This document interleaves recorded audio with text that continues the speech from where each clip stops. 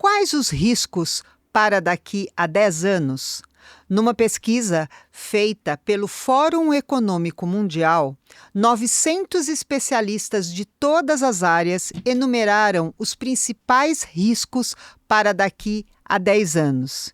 E é deste assunto que trata o podcast de hoje, Aprender a Vida Inteira.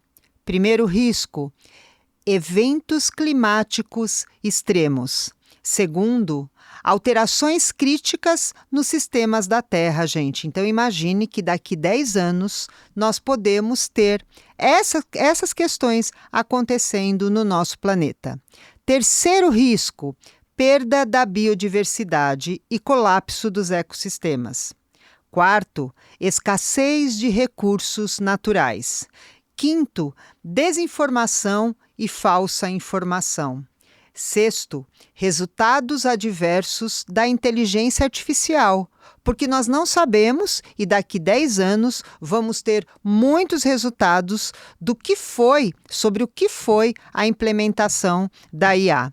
Sétimo, a migração involuntária, seja por questões do clima, seja por questões das guerras. Oitavo risco, insegurança cibernética. Nono risco, polarização social. 10º risco, poluição. Como vocês podem perceber, dentre os 10 riscos globais, 5 são voltados para as questões ambientais. Seríssimo o problema. E foi na década de 70 do século XX, quando cientistas obtiveram mais evidências que o aquecimento estava predominando. Fundamentado nisso, surgiu o termo aquecimento global. Mas esse aquecimento era diferente do que qualquer outro que já aconteceu. Estudando o assunto, os cientistas se deparavam com outras consequências além do aumento da temperatura.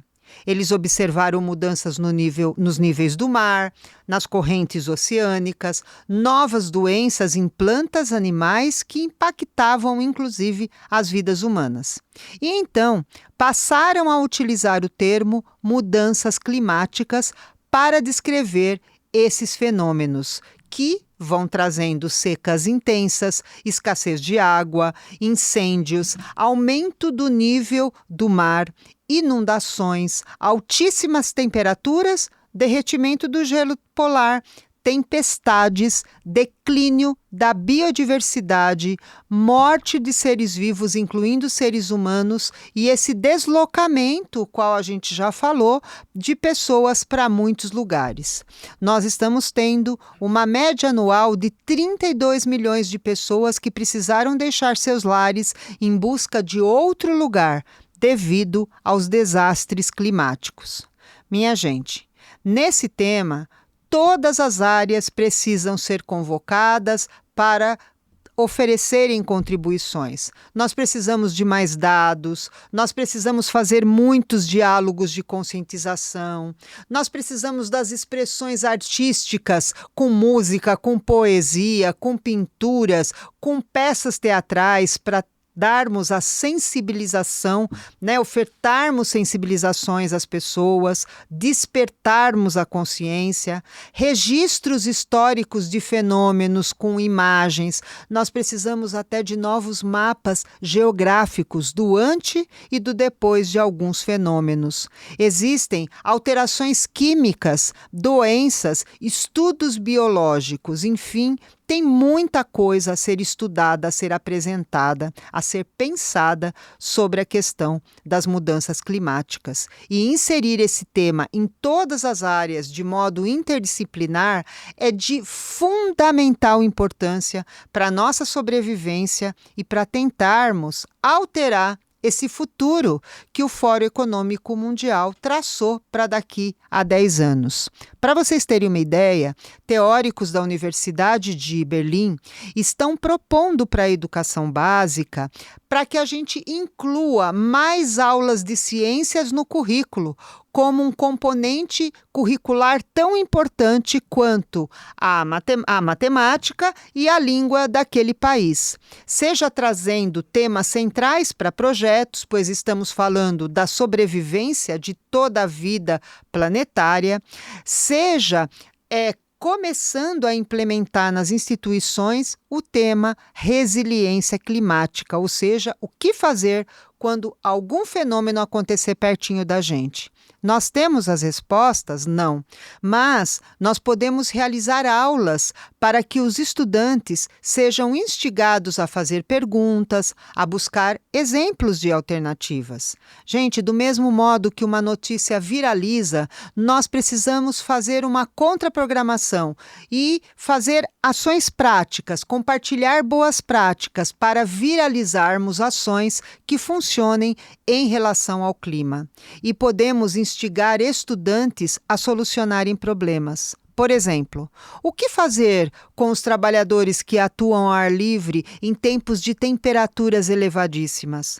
Como avisar grandes populações quando houver situação de risco ambiental? O que podemos fazer de modo acessível para manter as temperaturas mais baixas dentro de casa? Como prevenir os incêndios nas matas, especialmente em tempos de secas?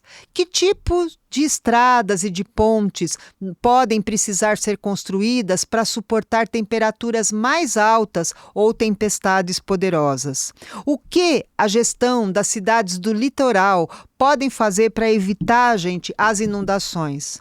E a gestão das regiões montanhosas, o que pode fazer para limitar o deslizamento de terra? E o que fazer quando a temperatura passa dos 50 graus? Porque muitas vezes em cidades grandes, quando nós estamos vivendo uma temperatura de 40 graus nos barracos, nas comunidades, essa temperatura passa de 50 graus. Podemos pensar, por exemplo, em telhados verdes, como já existem muitas iniciativas nesse sentido? Para Alfredo Pena Vega, 3 princípios fundamentais englobam o trabalho educativo no tema mudanças climáticas. Primeiro, um conhecimento que traga muita reflexão. Segundo, ajudarmos as pessoas a despertar para a consciência que nós estamos com um sério problema.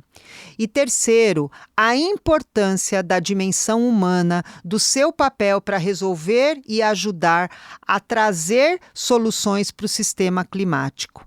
É necessário também, segundo ele, que a educação trave um diálogo mais forte, mais intenso com os cientistas, professores e estudantes dessas áreas, de forma contínua, trazendo para a escola, fazendo palestras, conhecendo proposições e suscitando um sentimento de pertinência a uma comunidade de destino.